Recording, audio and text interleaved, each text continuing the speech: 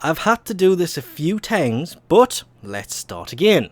Obtainable for 125,000 standing from Cephalon Suda, the Synoid Heliocor had all the advantages going for it. I've been using the Heliocor since it came out because it's just a funky, quirky, weird weapon. It doesn't do that much damage, but it was okay. The new one that comes with 0 polarities and 1 V polarity is, well, they didn't even add the expected Cephalon Suda stuff to the actual energy parts of this, which was kind of weird, but that may come in time. It might just not been finished in time, so it looks exactly the same. The biggest problem with this weapon is the normal Heliocor is better, damage-wise. Not sure yet on whether it's actually more useful, remembering that the Synoid Heliocor, it will still scan enemies, but those who have fully scanned, it will bring back to life as an ally. If you can do this on an unlimited amount of enemies, it could be a ridiculously useful melee weapon. But when you come to the damage, it lost 17 on impact, 2 on puncture, and 1 on slash. Yes, this lost a total of 20 physical damage. They also took the crit chance and they didn't even cut it in half. They went worse than that. It went from 25 to 10, so the normal one has 25, which is just better. But this does swing a hell of a lot better. So, that's still not going to pan out. I prefer crit-based melee weapons. And this isn't. They turned it into a status weapon, taking it from the normal 2.5 to a 20. So really, I'm crossing my fingers that this thing has some amazing thing up its sleeve. Otherwise, this could be the death of the Heliocor. So I did throw a status build on this. It only went to 71% using melee prowess and the 4 dual stat elemental mods. The reason I had Blood Rush on this, even though the build would have been up for like a second or two there, is it's kind of a status version build of the crit build that uses body count and Blood Rush, because Weeping Wounds is plus 45% status chance, stacks with combo multiplier. It's the status version of Blood Rush, which does pretty much the same thing but with crit. Using it that way was actually much better on this. I did have to sacrifice attack speed on it, and honestly, if I was going to format this, I would drop a V in for the primed pressure point, and I would probably dump 2 of the dual stat mods and go for 2 dashes to put more elemental damage actually on this, because this way you only have 381.6 no matter which way you put the elemental stuff.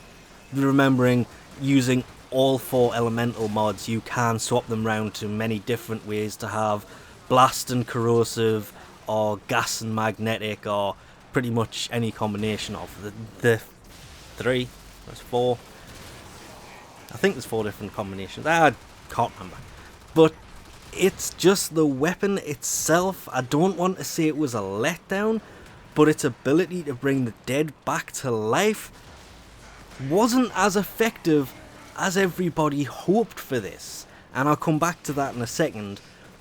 But ignoring that aspect of this completely, the lack of this normal syndicate effect that's on the secondary and the primary, and considering the syndicate melees were mastery rank 8 to get a hold of, I kind of preferred the normal Heliocor, because personally I like to run crit because I run the Naramon focus tree and can go invisible.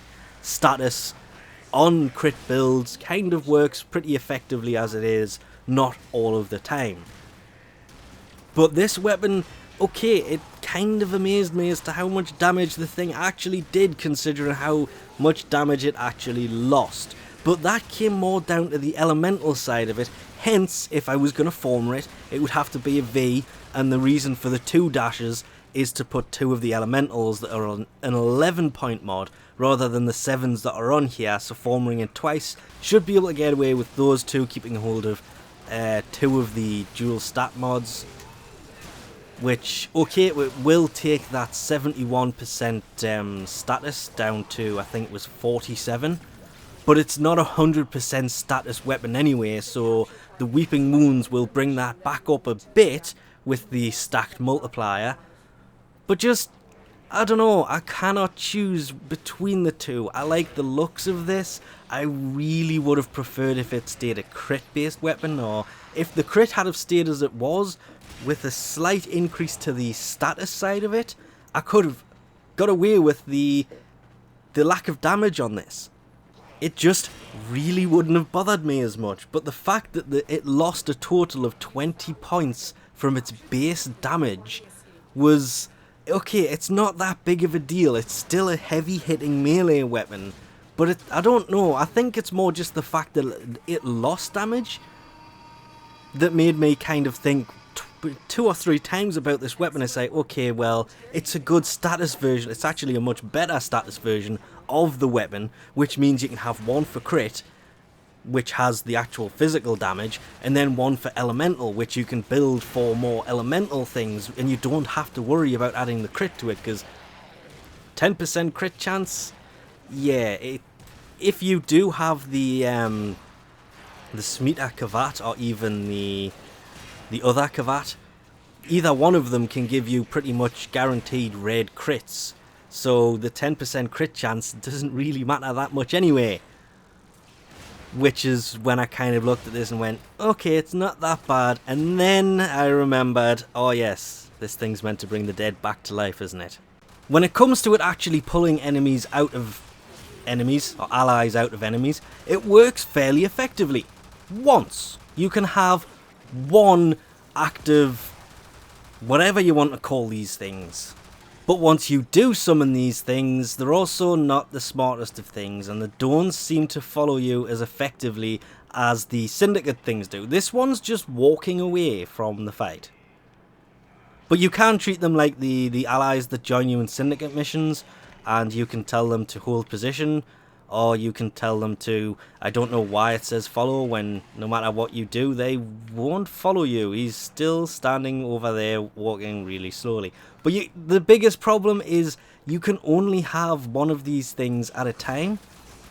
That there means the other guy has died, and their lifespan is extremely short, and you have to be channeling to get this thing to work.